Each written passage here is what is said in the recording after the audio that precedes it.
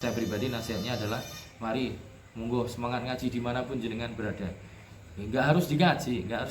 Tapi kalau jenengan bisa memberikan andil positif ke KJ sehingga bisa mengembangkan ini, insya Allah jadi amal jareh panjenengan juga.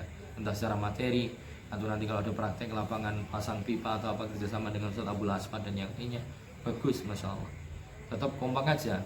Jenengan punya warna apa, ikut di PM, ikut juga di Maba, ikut juga di sini, ikut juga.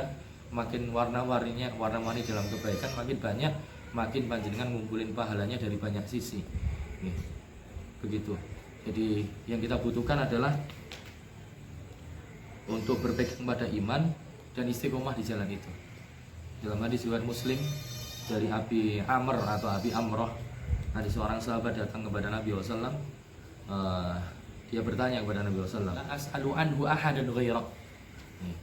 Tunjukkan kepada saya sebuah amalan, la as'alu anhu ahadan ghairak. Saya tidak akan bertanya lagi kepada orang lain selain panjenengan, wahai kanjeng Nabi.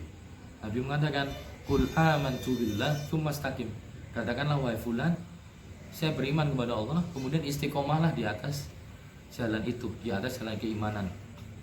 Ketika Nabi ngomong keimanan, maknanya di sini bukan hanya maknawi alias keimanan dalam hati saja. Karena para ulama menyebutkan iman dan Islam, lafaz atau diksi iman dan Islam itu idza istama'a iftaraqa wa idza iftaraqa istama'a. Diksi Islam dan iman itu kalau disebutkan secara terpisah, ya, maka maknanya kumpul. Tapi kalau disebutkan dalam satu konteks yang sama kumpul, maka maknanya terpisah. Maksudnya pripun? Iman itu kalau disebutkan sendiri, maka masuk di situ juga Islam. Alias amalan batin dan amalan zahir dua-duanya gabung. Tapi kalau iman dan Islam disebutkan dalam satu konteks yang sama, satu hadis misalnya, Allah menyebutkan atau Rasul menyebutkan iman dan Islam, maka maknanya pisah. Iman itu lebih ke makna sifatnya hati, yaitu keimanan, akidah. Tapi Islam itu maknanya adalah halal yang zahir, yaitu sholat, zakat, haji, puasa, dan yang lain. Nah, dalam hadis ini tadi Nabi menyebutkan iman sendiri tanpa menyebutkan Islam. Berarti sudah include di situ Islam juga. Itu maksudnya adalah kamu berakidahlah akidah yang benar, beramallah amalan zahir yang benar, kemudian istiqomahlah di atas jalan itu. Nah, kembali kita tarik ke masalah awal tadi, ke istiqomah itu susah. Namanya orang kadang ada masa pasang surutnya.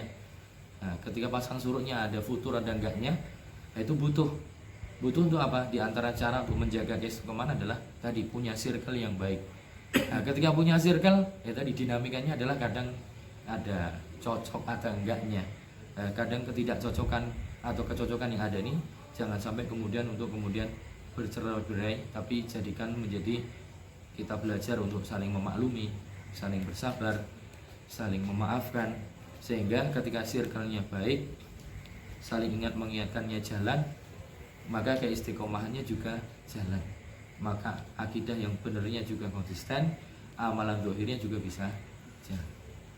Mungkin itu sih yang bisa saya sampaikan, tidak terlalu banyak,